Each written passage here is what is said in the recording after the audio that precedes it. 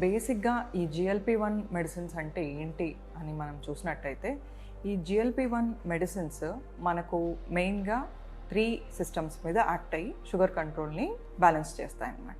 So అవి ఏంటి అని మనం చూసినట్టయితే పాన్క్రియాస్ మీద యాక్ట్ అయ్యి అది ఇన్సులిన్ సెక్రీషన్ని స్టిమ్యులేట్ చేయడం అనేది జరుగుతుంది. దీంతోపాటు గ్యాస్ట్రోఇంటెస్టైనల్ సిస్టమ్ మీద యాక్ట్ అవ్వడం వల్ల మనకు గ్యాస్ట్రిక్ ఎంప్టింగ్ టైం అనేది ఇంక్రీజ్ అవ్వడం జరుగుతుంది. ఇవి రెండే కాకుండా మనకు బ్రెయిన్ మీద కూడా మన హంగర్ని డిక్టేట్ చేసే సెంటర్ ఉంటుంది అనమాట. సో ఆ సెంటర్ని కూడా GLP-1 డ్రగ్స్ అనేది టార్గెట్ చేయడం జరుగుతుంది అనమాట. సో ఈ 3 మెకానిజమ్స్ ద్వారా ఈ GLP-1 డ్రగ్స్ అనేది యాక్ట్ చేసి ఒక గుడ్ షుగర్ కంట్రోల్ని మనకు కలిగిస్తాయి అన్నమాట. ఇవన్నీ జరిగినప్పుడు వెయిట్ మేనేజ్మెంట్ కూడా సైమల్టేనియస్గా అవ్వడం అనేది జరుగుతుంది. సో మరి ఇది ఫర్టిలిటీ మీద ఎలా ఎఫెక్ట్ చూస్తుంది, ఈ మెడిసిన్స్ వేసుకుంటే మనకు ప్రెగ్నెన్సీ వచ్చేస్తుందా అన్నట్టు మనం చూసినట్టయితే వీటి వల్ల మనకు డైరెక్ట్గా ప్రెగ్నెన్సీ రావడం అనేది జరగదన్నమాట.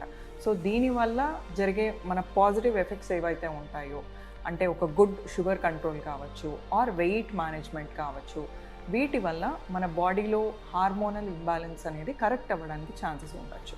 అండ్ దీంతోపాటు మనకు ఓవులేషన్ అనేది కూడా స్ట్రీమ్లైన్ అవ్వడం జరగచ్చు.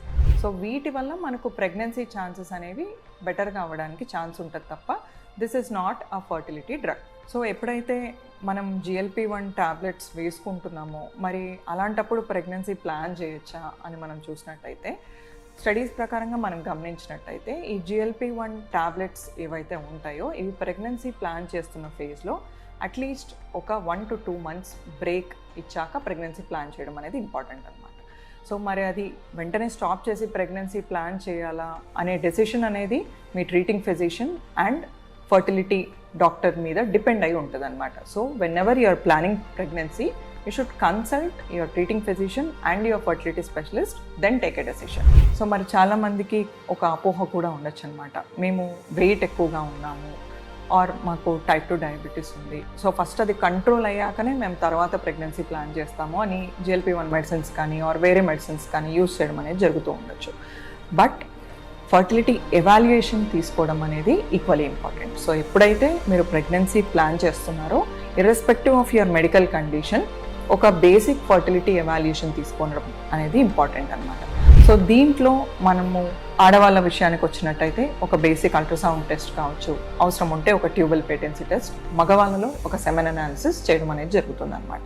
సో ఎప్పుడైతే ఈ బేసిక్ ఎవాల్యుయేషన్ తీసుకుంటామో వీటిలో ఏమైనా ఫ్యాక్టర్స్ ఐడెంటిఫై అయ్యాయా అనేది మనకు తెలియడానికి ఛాన్స్ ఉంటుంది. సో ఏమన్నా ఫ్యాక్టర్స్ ఐడెంటిఫై అవుతే దాన్ని బట్టి మీరు ఫర్టిలిటీ జర్నీని బెటర్గా ప్లాన్ చేసుకోవడానికి స్కోప్ ఉంటుంది అనమాట.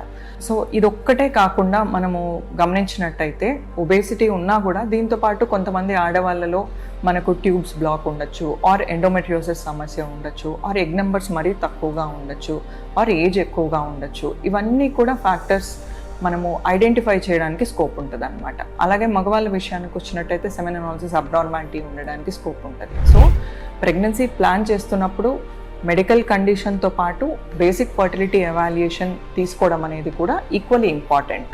సో GLP-1 మెడిసిన్స్ ఏవైతే ఉన్నాయో డైరెక్ట్గా ఫర్టిలిటీని ఇంప్రూవ్ చేయవు, బట్ ఆ మెడికల్ కండిషన్ని కరెక్ట్ చేయడం ద్వారా, అంటే ఉదాహరణకు మనకు ఒబేసిటీ ఉన్న వాళ్ళలో GLP-1 మెడిసిన్స్ వాడుతున్నట్టు అయితే ఒక ప్రాపర్ వెయిట్ మేనేజ్మెంట్ వస్తుంది కాబట్టి వాళ్ళలో హార్మోనల్ ఇంబ్యాలెన్స్ కరెక్ట్ అవ్వడము, దాని ద్వారా ఫర్టిలిటీ అవుట్కమ్ ఇంప్రూవ్ అవ్వడము ఉంటుంది అన్నమాట. అలా కాకుండా టైప్ 2 డయాబెటీస్లోకి వచ్చినట్టయితే బెటర్ షుగర్ కంట్రోల్ ఉన్నప్పుడు మనకు ప్రెగ్నెన్సీ ఛాన్సెస్ కూడా బెటర్గా ఉంటాయి. సో GLP-1 మెడిసిన్స్ అనేది ఫర్టిలిటీ డ్రగ్ అనేది ఒక మిత్ అన్నమాట. సో ఇవి ఇండైరెక్ట్గా మనకు ఫర్టిలిటీని ఇంప్రూవ్ చేయడం అనేది జరుగుతుంది.